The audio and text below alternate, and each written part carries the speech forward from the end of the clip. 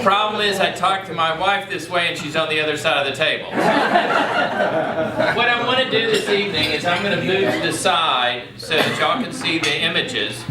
But I want to approach nature as an amenity for communities in this region. And to do that, what I would like to make the case for is that there are good economic reasons to start looking at nature as an amenity in the same way that you look at golf, tennis, boating, etc. So with that, what I'm going to do is step over here for a moment, and what I really encourage you to do, now I'm talking to the choir right here, I'm preaching to the choir because this is the nature club.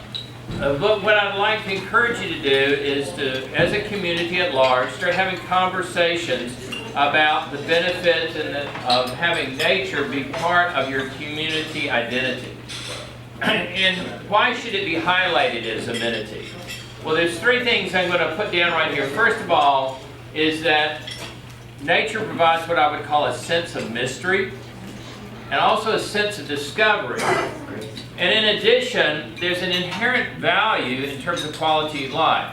There's been a series of studies that have been published that documents how stress causes our chromosome ends, our telomeres, to start sort of unraveling, and that's what causes aging.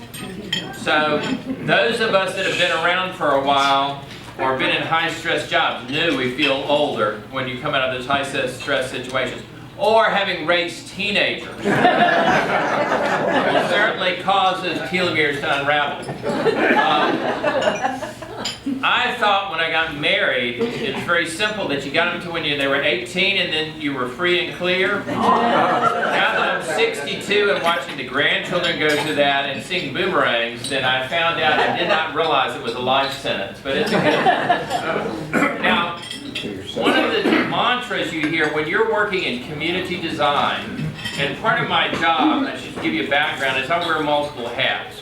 While I'm also involved in the nature programs, I work very closely with developers designing communities that have nature as part of their sense of place. And what you hear over and over again by landscape architects is this mantra, mystery and discovery. And one of the things that does is it provides variety as you ride around the island or you ride through a community. And it also makes a community seem larger. If you can't see it all at the same time, or there's not a monotony to it or a homogeneity to it. One of the things we're also going to talk about is looking at nature on different scales. So for example, here's a photograph by Tom Blagden, a well-known Charleston-based photographer, in a book that he did for Spring Island. And I just raised the question, what makes this image visually attractive? You notice the colors, the patterns, but you have to slow down and stop and look in order to see that. Now, I realize that here's the situations where you try not to give a talk. One, try not to do it before people eat. Two, make sure they haven't eaten any fried food, which also helps them go to sleep. And above all, now you have the wine. So, recognizing this situation, I'm going to tell you, if you fall asleep, I'm going ahead and show you in your last slide. Okay? And then we'll fill in between. It's sort of like a sandwich. Here's what I say. I said, encourage you to start having conversations about purposely recognizing nature as part of your community. When we do that, I want you to understand that it's not a one-size-fits-all.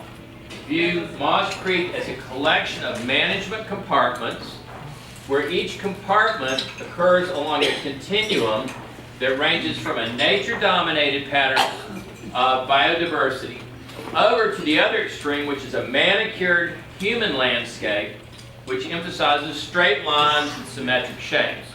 So, for example, on one extreme, shown here on the left, what do I mean by 100% human habitat? The human brain is programmed to recognize edges. And so we tend to like very sharp edges that are well defined, so we can see these discrete shapes. The other thing that a human landscape likes is to put in plants that the insects won't eat up, that are easy to take care of, that tend to be evergreen. We hate seeing things without leaves in the wintertime. And can be pruned to be a nice, concise shape. So that's a human habitat. The other thing, there's order. I don't like it. Because some people go, ooh, there's not order here. That bugs me. That's out of place. All right? The other extreme is in nature. Nature abhors straight lines. You will not see straight lines in nature. The edges are fuzzy. And they're sort of masked. All right? But they're not as discrete. So over this other extreme, we have what I call 100% native habitat. But there's a lot in between. You can have anything along that gradient between the two. And Moss Creek, because it has nature preserves, it has a clubhouse, it has the opportunity for having it all. And the question I'm going to pose to you is, where can you think about places in the Moss Creek community where you might have mixtures of the two as well as the two extremes? So we're going to take you on a trip right now to talk about how to look at nature. And one of the things you have to do is you have to basically be prepared to have chance encounters with nature. And the more habitat or places that you create for wildlife, the more chances you have for these encounters. And so they're going to be occurring in 3 different areas. I'm going to be talking about how do you have nature in residential areas, how do you have nature in common areas, which includes the golf course, and how do you have nature opportunities and enhance those in the nature preserves. And I'm giving you examples of things that I know exist here in Moss Creek. We have a common yellowthroat and a orchard oriole. So both of which occur here in Moss Creek. Here's a picture from Moss Creek. Thanks, Barry. And here's something else I want you to remember. Remember this phrase: wildlife needs places to feed, breed, nest, and rest. So when you're talking about wildlife habitat, what has to be there? Places for feed, breed, nest, and rest. Sounds pretty good for humans too, quite frankly. Well, the breed part depends, whatever else. Now then, let's look at nature on Moss Creek in terms of the residential landscape. This was taken from Google Earth. So going exploring, this is a residential area, but you see a lot of green there. The sorts of things that you do to attract wildlife, and I'm going to kind of do the checklist. As I came in, I noticed that there were some places right as I came in, somebody had some really good buffers along the marsh edge. And as I drove around, I went, painted buntings will breed there. I can tell you almost exactly where I expect to find painted buntings here during the breeding season. So I said, maintain native plants along the shorelines for buntings. One of the things you may not realize about painted buntings, but one of their favorite foods are the green seeds from grasses. And so they'll go out in the salt marsh and eat the grasses off that. But also the native grasses along the edge of the marsh, those places that look messy, if you mow the edges so they're discreet and put up a corner, say, bunting meadow, all of a sudden it becomes okay because you have a square sign with straight lines that lets you know that that's habitat. The other thing that you have is the types of plants that are within your landscape. We are in an area where there are quite a few species where the epicenter of their wintering habitat is right here in South Carolina, coastal South Carolina. They don't want to fly across the ocean to go somewhere else. But in the wintertime, they have to shift and be able to eat berries if they're going to winter in North America. And so there are a lot of native plants that produce berries. Matter of fact, when you go out in the woods around here, you'll find well over half the plants, whether they're vines, trees, or shrubs, actually are producing berries. And one of the things I tell people when we have it in the Master Naturalist class, if you want to know if that's a native plant, I say, what size are the berries they produce? If they're about this big, the size of a black cherry, a wild cherry, and notice no matter whether it's a tree, a shrub, or a vine, that the berries are always about the same size because they're all about the size of a robin's mouth. If you see a palm that has big berries like this, it's a tropical one. It's made for peccaries and toucans and things like that. The native palms make berries the size of a robin's mouth. So there's a few exceptions like persimmon, but notice this is Yopon holly on the left, has a great scientific name, Ilex vomitoria. And the one on the right, come in, dinner time, oh well, is the wax myrtle, or if you're from the north, they call it bayberry. So this is the southern bayberry. Now, one of the things we're going to talk about along this continuum is the fact that there are certain plants that you may respond to differently depending upon where you are on that continuum. What you're looking for when you're landscaping or when you're managing nature is you will like the more diversity, the better. We don't like something to be homogeneous or the same all the way through. Now, this is a plant called saw palmetto. It is a plant that you can buy and plant in your yard that grows in a nice clump, has a nice mass and discrete shape.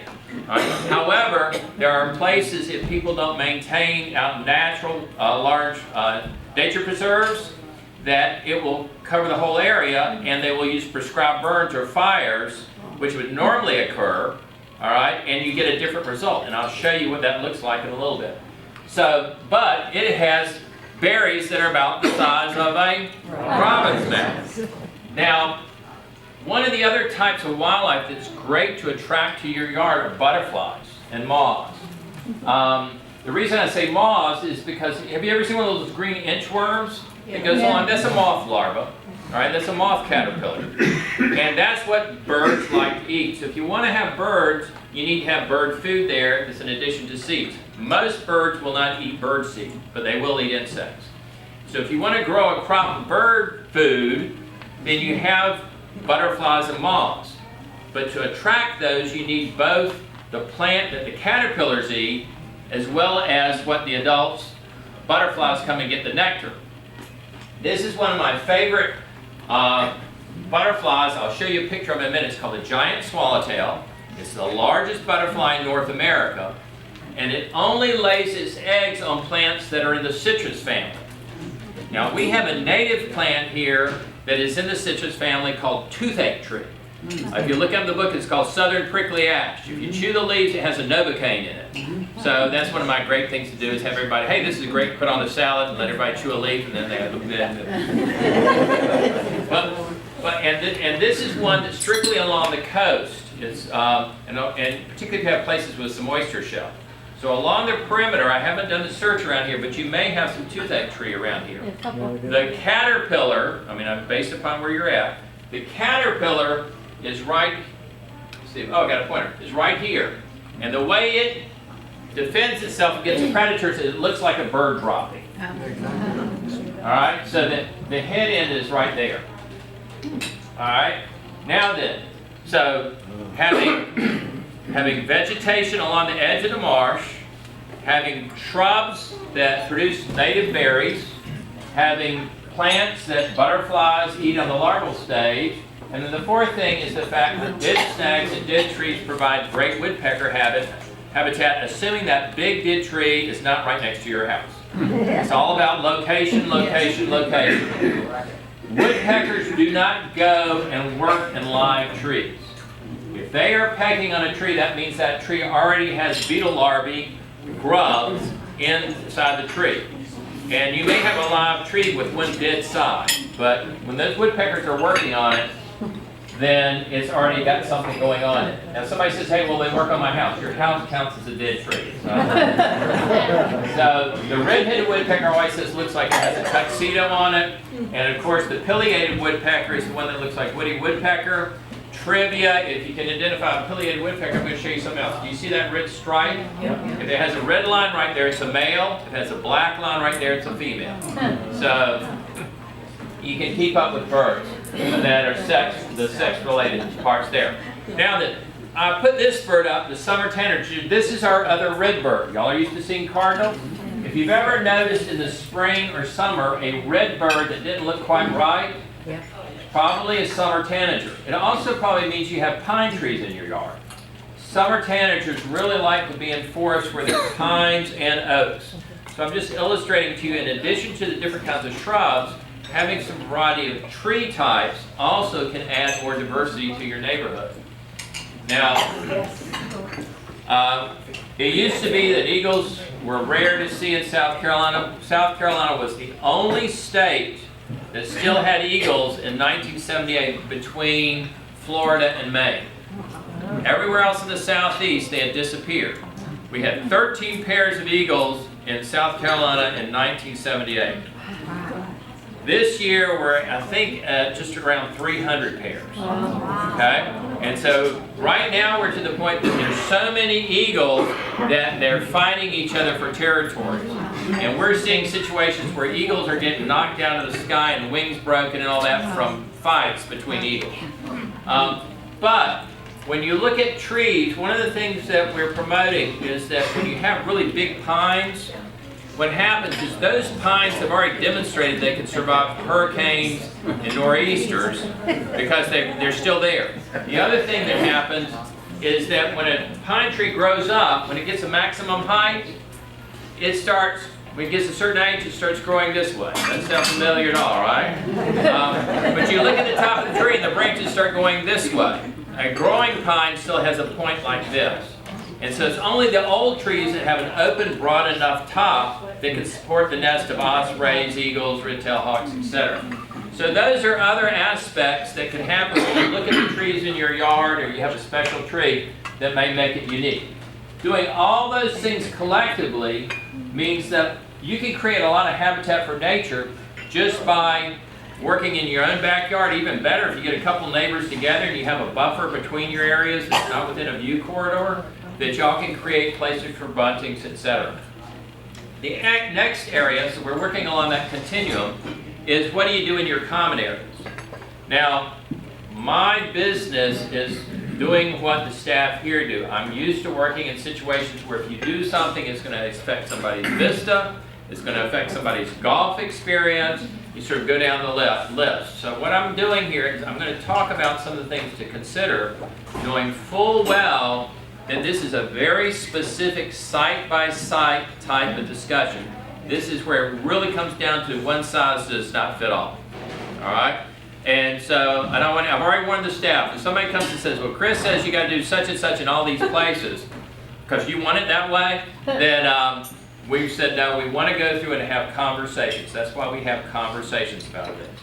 But looking at your common areas, let me just talk about golf courses in general. This is from another golf course. But what I want to point out is when we talk about hard wiring, there is a theory that they call biophilia. Philia means to love, like Philadelphia is the city of brotherly love. Bio is life.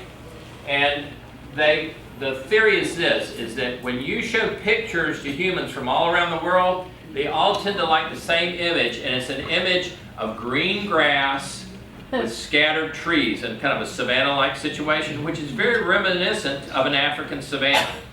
You can see your predators, you're not closed in, etc.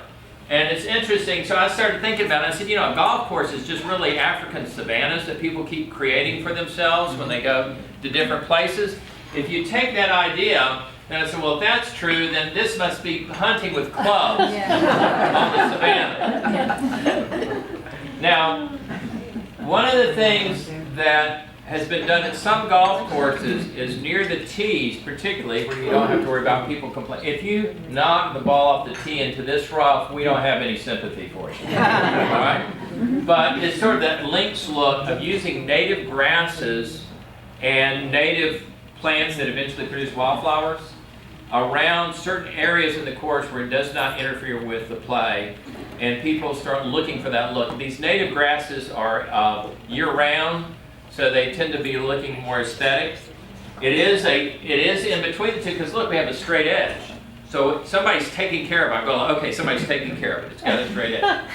There are actually about 10 species of little butterflies this big called skippers that they use the grass for their life cycle. So their eggs and larvae are growing up there. Here's another example of a weed that comes up when you have exposed sand. So if you want to manage an area, some places along the course, if you simply just come back and take a harrow or something and rough up the area so you have exposed sand, this wildflower comes up, blooms in the late summer. This is false aguilinus, and you get these little funny caterpillars that then become these butterflies. This is the buckeye butterfly, and they will actually survive through the winter if it's mild. So that's an example of how having a plant in that kind of area creates opportunities for more butterflies. Each butterfly has its own host plant, and you can see some of these are for nectar, and some of them are actually for the eggs. One of my favorite butterflies is the spice bush butterfly, and it's also a swallowtail. It's got a great caterpillar. The host plant is sassafras, which you have here. And the neat thing about this caterpillar is its eyes are right here. All right, these are big paintings, so to speak. These are actually markings on its back, so that when it rears up, it looks like a snake head. So if a bird, we think, a bird comes up to it, this thing pops up, it looks like a snake head, maybe it has a chance to startle it. Now, in your common areas, I'm using saw palmetto as a theme to go through here. If you haven't landscaped in the backyard, you have a very defined mass. If you have a medium-sized mass, maybe the size of this this area that we were served, that is of sufficient size to provide cover for certain types of birds and wildlife, and it's a bigger patch, but it's still a patch. An example of a bird that thrives with that kind of cover is a bird called a towhee. If you're from the north, they used to call them red-eyed towhees or rufous-sided towhees. And I can tell you how you're in the south. In the north, they have a red eye. But when you get down near the Gulf Coast, they have white eyes. You see this bird staring at you right here? That's the white-eyed variety. The white-eyed variety meets the red-eyed variety right here in Beaufort County. The other thing you'll notice with this map, purple is where they're year-round. The red ones, if you live in Chicago and you're a towhee, do you want to stay there in the winter? So they migrate. So we actually get red-eyed and white-eyed towhees here in the wintertime. So who says there's nothing to do in Moss Creek? So looking at your towhees, see what color their eyes are. Now, I was told that the previous speaker worked sex into the story. So I said, well, I've got sex in my story too. So here we go. These are a common type of dragonfly called a green darner. And if you have small golf course ponds that are almost not big enough to be a pond, if you keep fish out of those, they become amphibian ponds. Frogs will breed there, dragonflies will breed there. If you have fish in them, the fish eat the eggs and the aquatic insects, and so you won't have them. Green darners, sex life for a green darner is this is a male, fly around quarter, and then when she seems to be interested, you have these sort of graspers at the tip of your abdomen. You grab her by the back of the head, and they're pointed, and actually, you can tell females have been mated because they have 2 holes punched in the back of their eyeballs. And here, he's holding on to her, and she is then laying eggs individually into the pond. All right, there's an image for you to go to sleep with. All right, with that, the other thing we have in common areas is we have ponds. And the edges of the ponds can be managed different ways. There are different requirements. I will say that the more groomed the edge of the pond is with that grass, the better it is to attract alligators for them to sun there.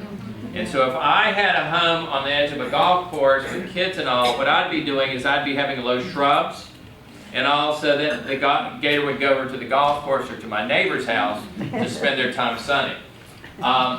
With that, you often get birds that will pick and nest in those areas. And those can become rookeries. You can have birds nesting on a golf course pond and manage it so it's not smelly and a distraction, as long as you're willing to put the time and energy and some resources into that. So if Moss Creek, we're talking with the staff, if that situation arises, we can show some examples by trial and error where we've worked out those sorts of arrangements at Spring Island.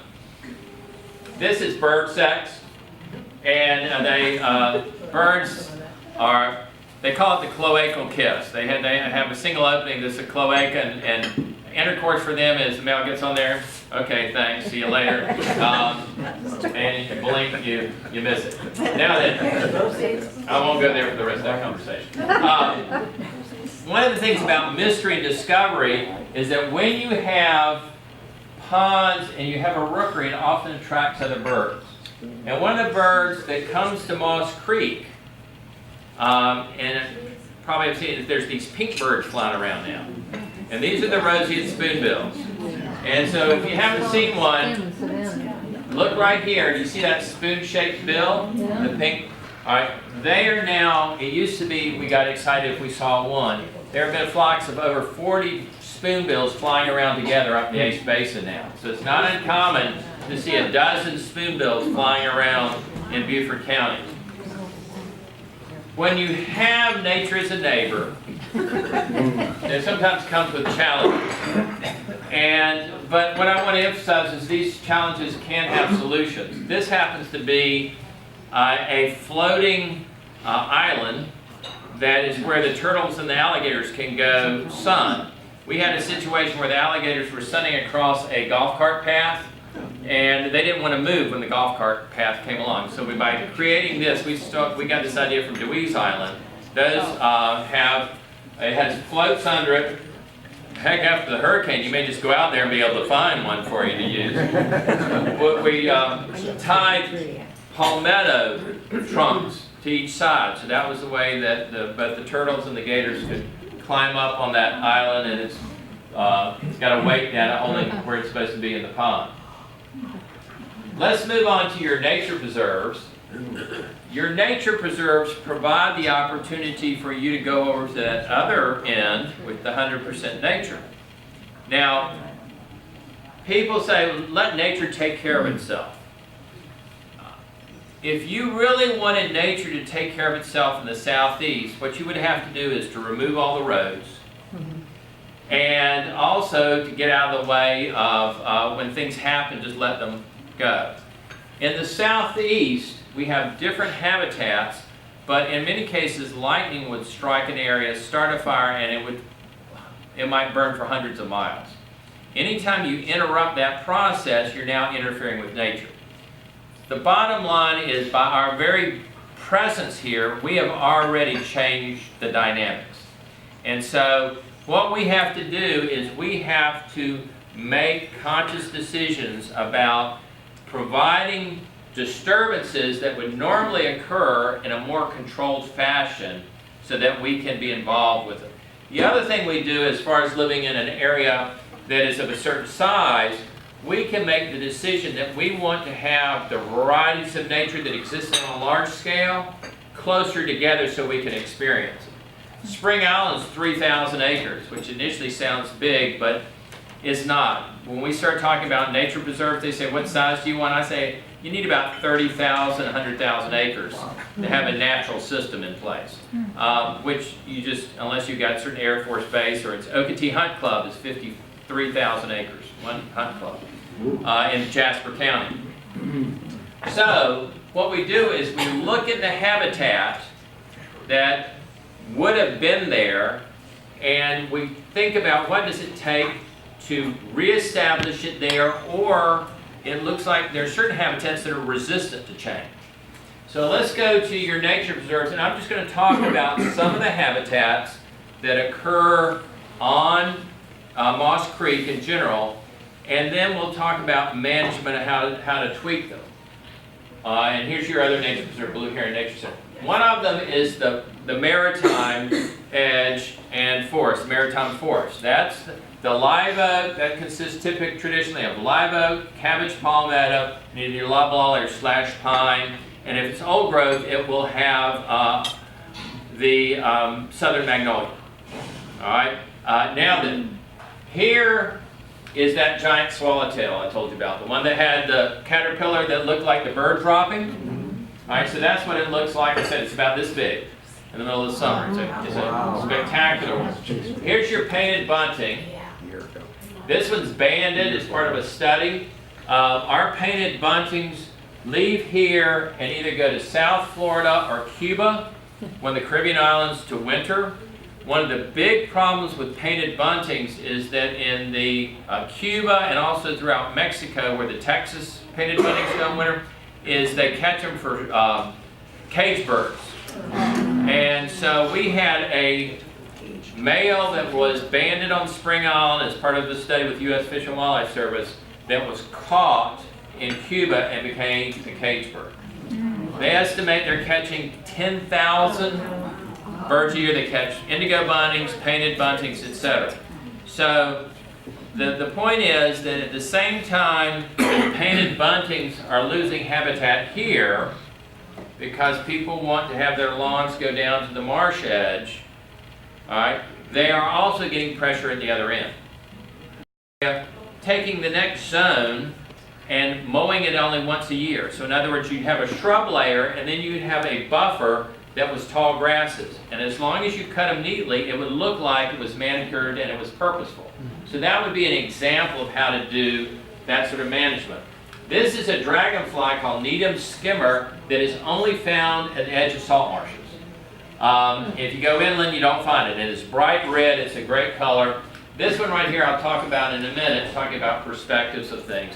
The other great thing about maritime forests, and particularly in your nature preserves where you have more habitat, is you will get migrants. These are species. This is one called the black-throated warbler that spends the winter down the Caribbean and the Yucatan, and then it migrates across and through our area in order to, because it actually nests in the high mountains of the Appalachians or in eastern Canada. In May, if you get a cold front coming through, they've left here and all of a sudden they got a headwind. And so what they're going to do is they're going to drop out as soon as they get to the land. And that's when we're likely to get these birds here in the spring. In the fall, they arrive and they're here in late August through September and early October. But talk about discovery opportunities during migration with that nature preserve. If you manage it in certain ways, you're going to have habitat for these migrants as well. Now then, one of the things that occurs here, this is an FYI, if you see things that look like big mice along the edge of the marsh, those are what we call rice rats. They actually look more like gerbils. These are not relatives of the ones that are in the dumpsters. These are New World mice, and they look, like I say, more gerbil-based. If you've ever had a porch or something under a porch or race, and you get this sort of this ball of grass, dried grass nest with just a hole in the side, and it's not a bird, that's a rice rat that's nesting there. They're very common rodents. They're an important food source for birds of prey. This is a little family. Here's Mama, and here's her little babies during a really high tide. She's brought them out there, and see this little youngster right here on my glove. So that's supposed to be the ooh-ah. We got a rodent in there. This is your nature preserve. Now, so you've got the maritime forest. The other type of habitat you can have is where there's hardwood and pine mixed together. And these birds do well, particularly if there's some subcanopy. Here's some of the birds that you expect to find. I'll tell you about this one in a minute. This is a barred owl. There's 3 species of owls around here. The great horned owl is the one that has 5 hoops.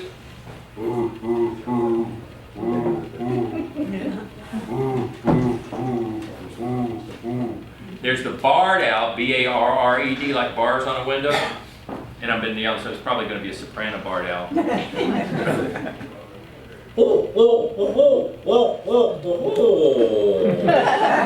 Alright? Yes. And then there's the screech owl, which is about this big. This is sort of like Goldilocks. You know, there's a big one, a medium, and a small one. And it has a trill.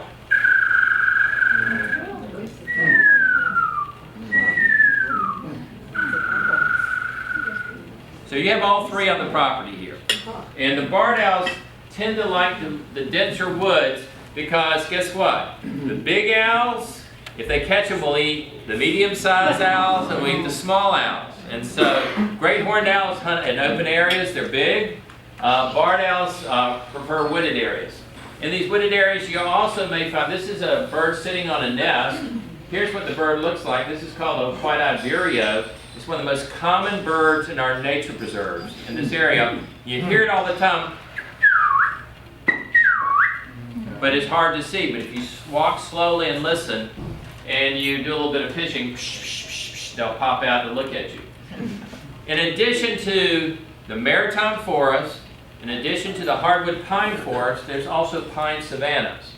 And these have their own unique species as well.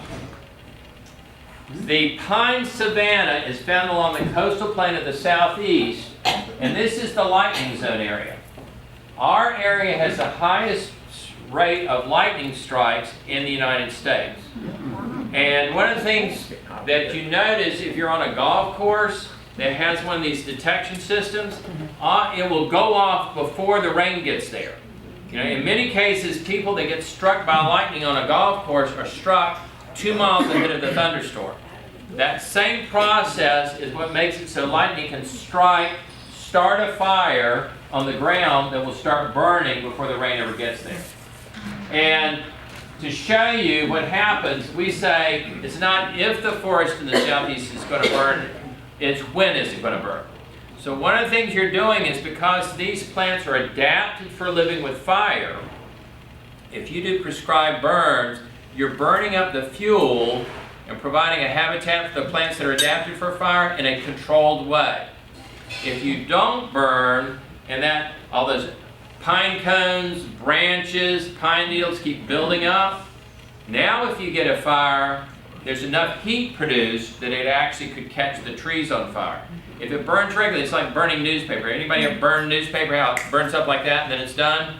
That's what happens when you just have needles and a few cones. This is what a prescribed burn looks like. See, we're working it into the wind, so it's moving very slowly because it has to crawl against the wind, and we can really control the rate at which it burns. To show you how this area responds to fire, I'm going to take you through a sequence. Now, one of the things I need to point out here is we've been talking about saw palmetto. If you don't have fire in areas that traditionally had fire, then you will end up with 100% saw palmetto.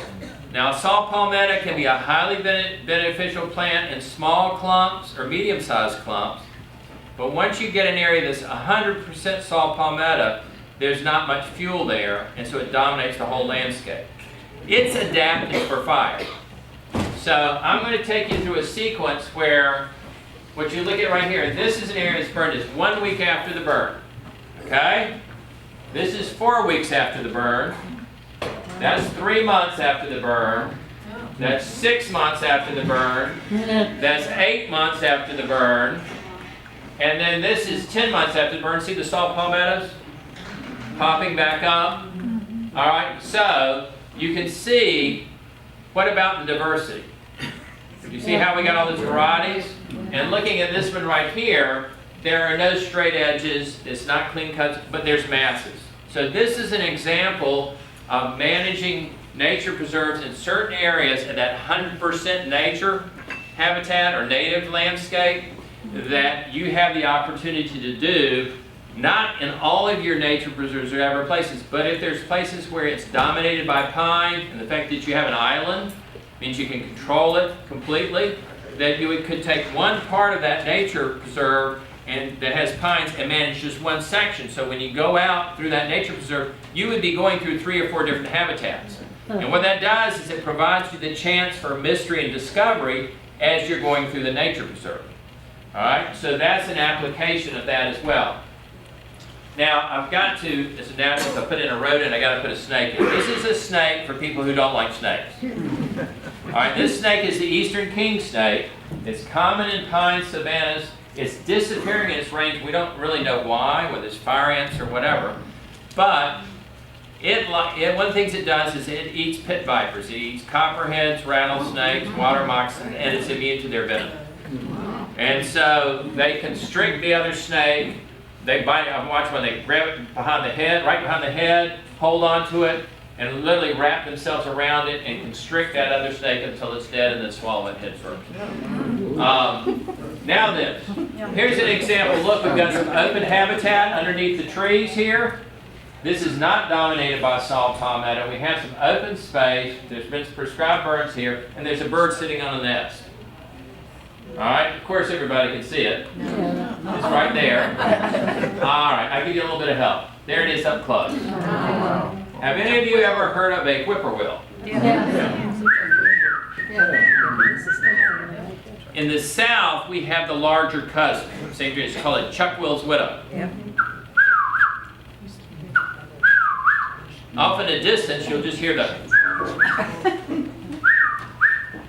And that's different. The whippoorwill sounds like it's had 10 cups of coffee. All right? Good southern drawl instead. This bird is a group of nightjars, or they call them goat suckers. They fly around at night. If you've ever seen a pair of red eyes on a dirt road or out on the road here, and all of a sudden it flies up off the road, that's a Chuck-Will's widow. They eat large moths. That's their food. They have a huge mouth. During migration, they've been observed eating Carolina wrens and warblers in migration. That's how big their mouth is. And so, because they eat large moths, they need to be in place where those types of insects are present. Large moths disappear where there's light pollution because they get attracted to the lights and they don't complete their life cycle. So one of the things that you have here by having nature preserves where it's all dark, or having sections where people don't have everything lit up all the time, then you provide habitat for the large moths, which in turn make it possible for you to have chuckles with us. This is what one looks like in migration, because they actually winter out on the Caribbean islands and then fly back to us. There'll be a few that'll spend the winter with us, but normally they come there. So prescribed burn is one of our tools here. Another tool we have actually is sort of a paradox, is that there are times, let me explain to what happens in a forest and the natural process. And the natural process in a forest is trees grow up, they're growing up too crowded. There are winners and there are losers. The losers are the ones that are smaller, that don't get enough sunlight, and their root systems can't compete for water and nutrients. Eventually they die, but that may take 100 years.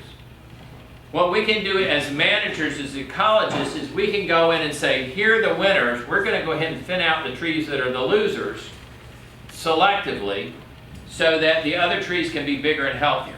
So we're doing the reverse of what you would do if you're doing a timber harvest for money. For a timber harvest for money, you're taking out the bigger trees and leaving the smaller trees. But when we're doing habitat management, we go in and we take out the thinner trees to accelerate this process of forest maturation. To take you through this process here, I want to point out this is an area before we timbered it. And you can see there's a lot of shade, and the reason I know that is that there's a lot of oaks and shrubs under there. There's a lot of broadleaf plants. So this is what it looks like beforehand. Here's the same tract after the harvest. You go, oh my gosh, it's kind of open. But what I want you to notice, you're starting to see grasses there. All right, so that's right after the timber. Here's what it looks like 2 years later. Okay, now we're getting even more native grasses, and that's what it looks like 4 years later.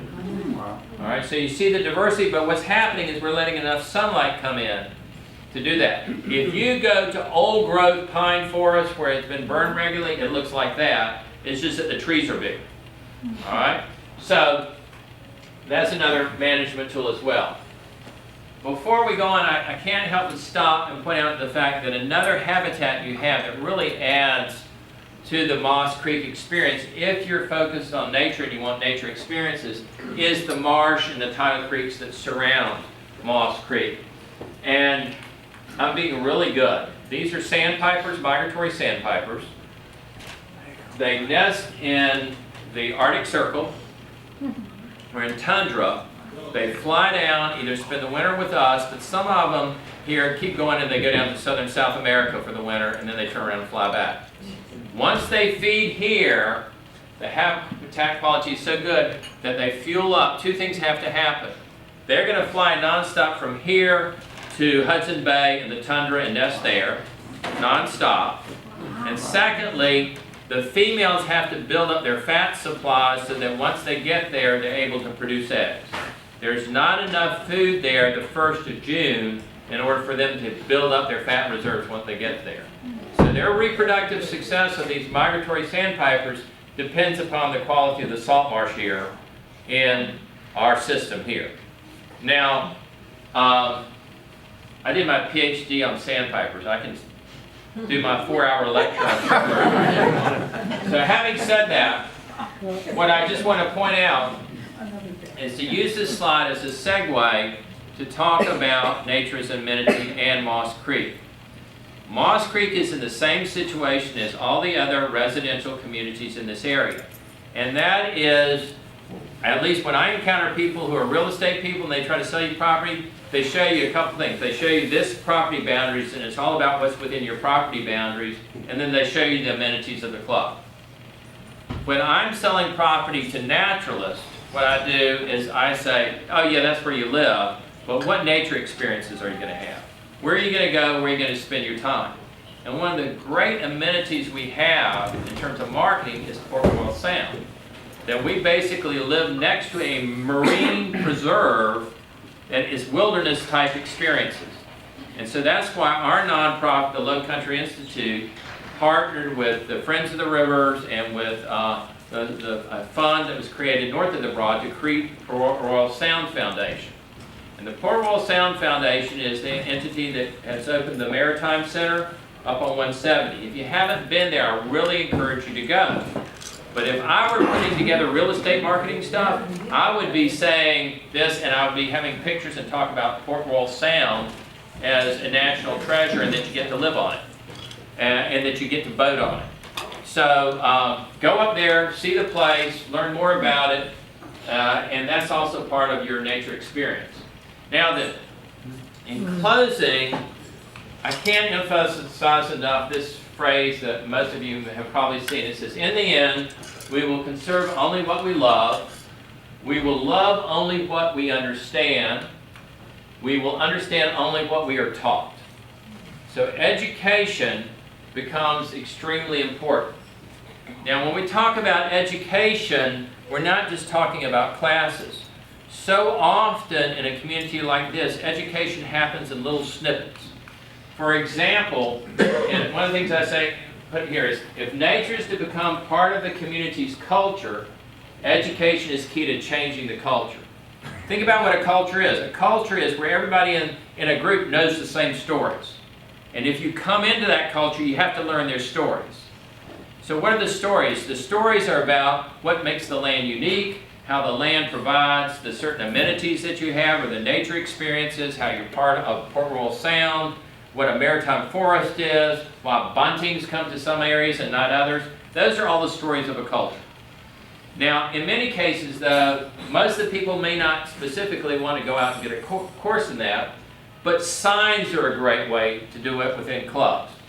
It's the fact that somebody walks up to an area, and what they'll see is if a place has been set aside, they go, oh, that's messy, somebody hadn't cleaned that up.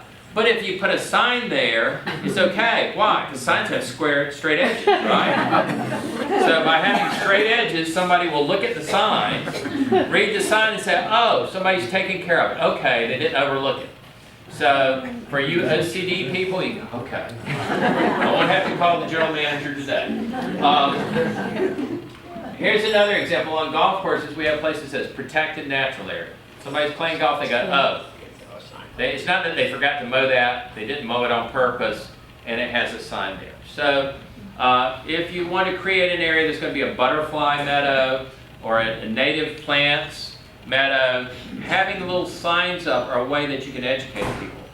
But people, the other thing I've talked to the staff about is that when you're talking about changing a culture, one of the things I learned the hard way, I've been at Spring Island for 19 years, I'm a person that likes to get things done. I'm an outcomes-based person. Is I don't do too well communicating. And none of you wives had that problem with your husbands, right? My wife always says, Chris, just because you thought it doesn't mean you said it to me, all right? But is that people don't like surprises. So if y'all are talking about doing something, one of the things you may consider, if you're going to set up an area and change it to native grasses along a golf course or somewhere that's a community area that's not in play, where you don't have to worry about your ball landing, etc., you might be putting up a little sign saying, coming soon to this area. Native plants planted here to provide both aesthetics and wildlife habitat. And as people walk by, they'll see that because they're not going to pick up and read the nature section because they're golfers. All right? So I can't emphasize enough that role of having communication and having conversations about what people are willing to do. Kids also are key to stories about education, but more importantly, from my standpoint, I have grandchildren. Okay, if my grandchildren come and visit and you help me, my grandkids have a good time, that becomes an important amenity. Also, if you have something that they can do outside after they've been in the house with me for 3 days and for rainy weather, that's an even better amenity. All right, so we want to teach, when I say teach that each animal is a character in the story, the habitat is the story setting, and the ecological processes are the plot of the story. So every place you go is the landscape, is the setting for a story in place. There's a character in the story, which is the animal, and then what it does is the plot. And then if people come into the story, the plot thickens. So, I'm going to end at the same place I began. I encourage you to start having conversations about purposely recognizing nature as part of your community. This is not a one-size-fits-all approach. View Moss Creek as a collection of management compartments where each compartment occurs along a continuum that ranges from nature-dominated patterns of biodiversity to manicured human landscape, which emphasize straight lines and symmetric shapes, and that there are mosaics all along that continuum. You as homeowners can decide where you want your personal property to be on that landscape, and you can also start having conversations about, are there places that are community places that you may want to have something as well. So with that, thank you very much. Y'all did a good job. I didn't hear anybody snore, so I hope you all can have more fun.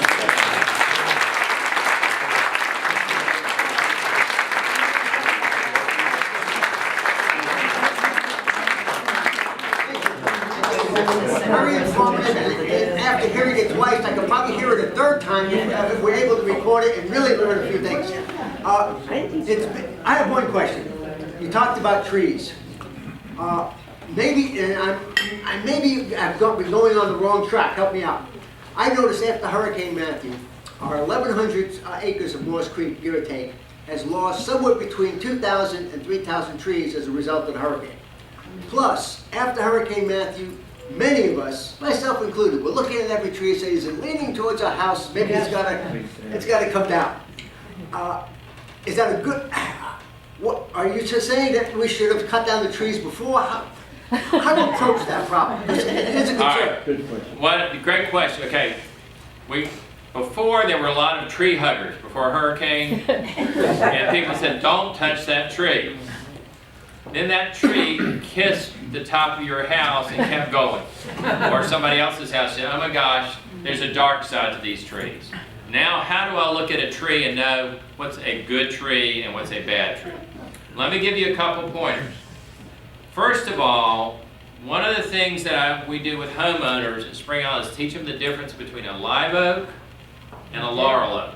Initially, they look the same or similar because of the leaf shape. Live oaks have extremely dark bark and they branch in the base, so there's not a central trunk. Those do just fine in hurricanes, for the first part, because they don't have a main trunk. All right? A laurel oak grows in a fashion similar to a live oak as far as the leaves, but they have a main trunk that goes up. And what happens is by being up like this, there's now a place for the wind to catch and have a lever. All right? And they can snap off. The other thing about laurel oaks is they're adapted for growing very quickly. And because they grow quickly, they're soft-wooded. So they're hollow by the time they're 70 years old. And so when I walk up and I look at somebody's house and I say, that's a laurel oak next to your house, take it out. And we had a lot, and so we took out many trees right up next to the house that before the hurricane came. All right? Now, other people weren't aware of this and couldn't always predict it. So that's lesson one. Lesson two is how do you tell whether a tree is healthy or not now that we've been through a hurricane? Because one of the things that can happen with hurricanes is that they get shook. And the arborist will say, now the roots are damaged and that tree's going to come over later. Pay me now. Here's what you can do, and I work with kindergartners on this, so I think y'all you can have 4 glasses of wine, you'll still remember this. Is that, I'm not talking about now, because they're just leafing out, but once it's summertime and they're fully leafed out, the place where an oak shows its stress is in the very top branches. So if you look at the top of a tree and a lot of the twigs don't have leaves on them, that's a tree under stress. All right? A healthy tree will have all the tips up at the top of the tree fully leafed.